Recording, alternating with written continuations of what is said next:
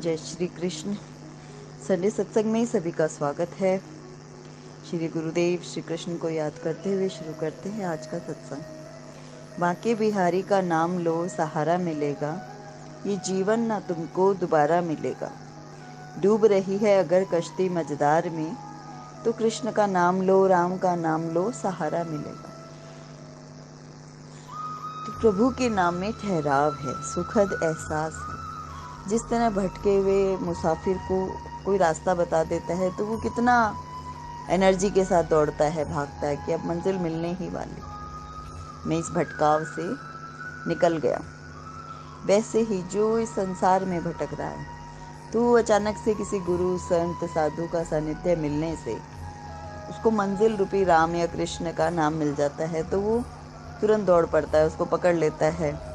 क्योंकि राम में निहित है आराम, विराम, विश्राम, अभिराम, उपराम, सब उसमें निहित है। राम के नाम में, कृष्ण के नाम में ऐसी पावर है जो आपको अपने भीतर रमने के लिए विवश कर देती है। क्योंकि भाई कुभाई अनख आलसहु, नाम जपत मंगल दिसी दशक। भाई कुभाई अचानक से कैसे भी मन के, बिना मन के, आलस में, क्रोध में, कैसे भी आप नाम का नाम लें, राम का नाम ले, तो वो नाम आपको अपने अंदर डूबने के लिए विवश कर देगा। जीवन की आपाधापी में अशांत मन को गंतव्य की तलाश होती है। गंतव्य है भगवान श्री राम का नाम, भगवान श्री कृष्ण का नाम। राम और कृष्ण एक हैं। हमें जो भी नाम, जो भी छवि प्रीति कर लगे, प्रेम जिससे हो, उसी नाम का सहारा ले लेना चाहिए। क्योंकि राम नाम ही बैसाखी है। भटकते हुए जीव की, तड़पते हुए जीव को एक ही सहारा है, नाम का। और नाम के आश्रय में रहने वाला जीव कभी भटकता नहीं है, क्योंकि उसके पास ठोस आधार है। नाम ही नौका है, नाम ही जहाज है, उसी में बैठकर हमें इस भव सागर से पार होना है।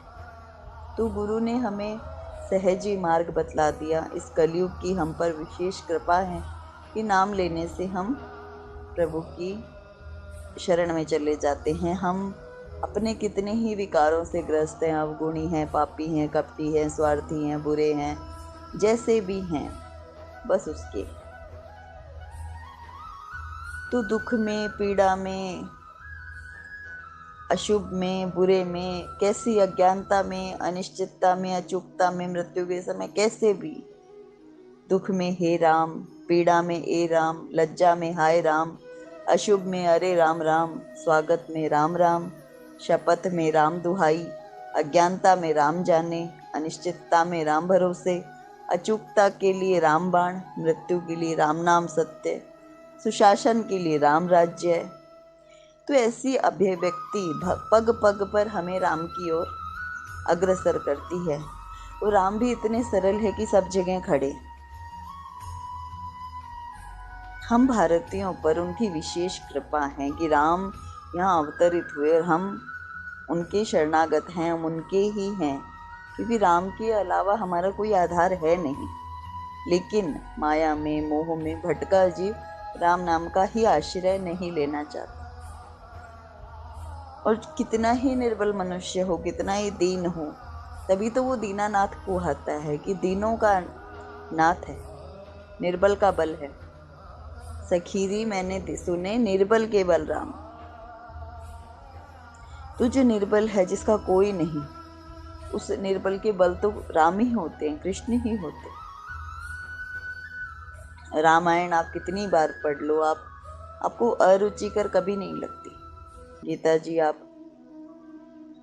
कितने वर्षों से पढ़ते चले आ रहे हैं, आपको कभी उनसे मन में उच्चाटन नहीं होता है कि नहीं पढ़ना, अच्छा नहीं लगता। क्योंकि हमारे भीतर जो भी है, अच्छा है, बुरा है, सब राम है, शाश्वत है, राम ही सत्य है।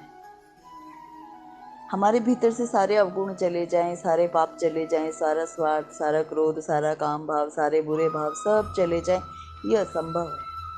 हमें जैसी भी हमारे मन की परिस्थिति है, उसी में मन में राम को रमाना है, जो रमे ही हुए हैं, बस हमें बोध नहीं है।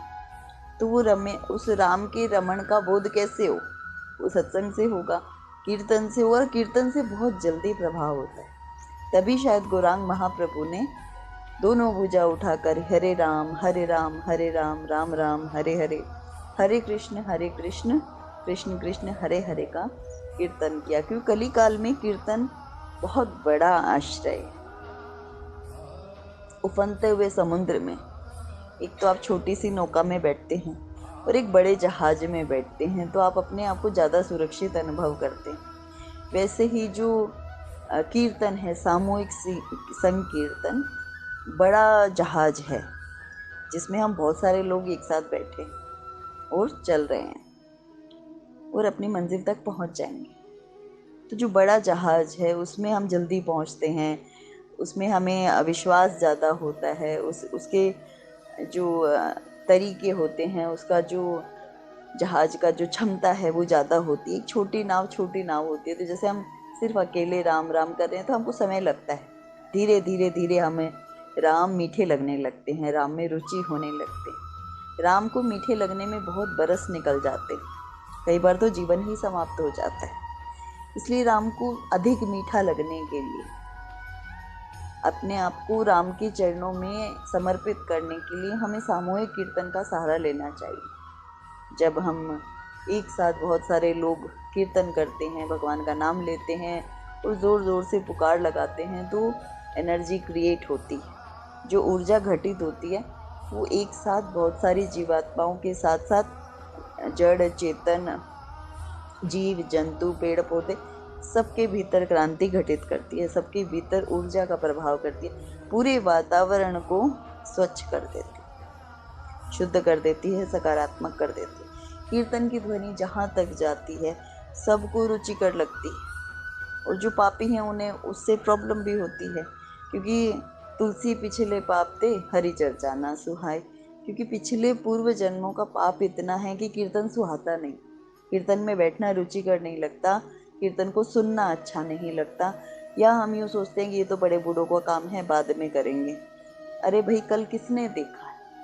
आज को भरपूर जी लो, आज प्रभु को भरपूर याद कर लो, उनसे भरपूर प्रेम कर लो। कल आँख खुले कि ना खुले, लेकिन हम हरि नाम रटते हुए उनकी गोद में सो जाएं। निरंतर हमें मृत्यु के लिए सजग रहना चाहिए, क्योंकि काल तो सभी के सर पे घूम रहा है और वो कब किसको चपेट में लेगा किसी को नहीं पता। बीमारी से, एक्सीडेंट से, तरह तरह से मृत्यु हो जाती है, लेकिन उस मृत्यु के घटने से पहले बहुत दिन पड़े हैं। इस वहम को मिटाकर ये सोचे कि जो करे सो आज कर, अभी कर। तो जब इस प्रयास से हम अपने सारे कार्यों को, अपने गृह कार्य, अपने व्यापार कार्य, अपने सामाजिक कार्य को करते करते जब हम कीर्तन में जुड़ जाते हैं, सामूहिक संकीर्तन करते हैं, नाम जप करते हैं ज़ोर ज़ोर से, हरे कृष्ण कृष्ण कृष्ण हरे हरे, हरे राम राम राम हरे हरे, हरे कृष्ण कृष्ण कृष्ण हरे हरे, हरे राम राम राम हरे हरे का पुकार करते हैं, तो प्रभु दौड़े चले आते हैं हमारे भीतर। अपने भावों को शुद्ध हम कर पाते हैं, अपने विषय से, अपने विकारों से, अपने अवगुणों से निकल पाते हैं और प्रभु के हो जाते हैं, उनके हितैषी हो जाते हैं, उनके लाडले हो जाते हैं, उनके प्रेमी भक्त हो जाते हैं।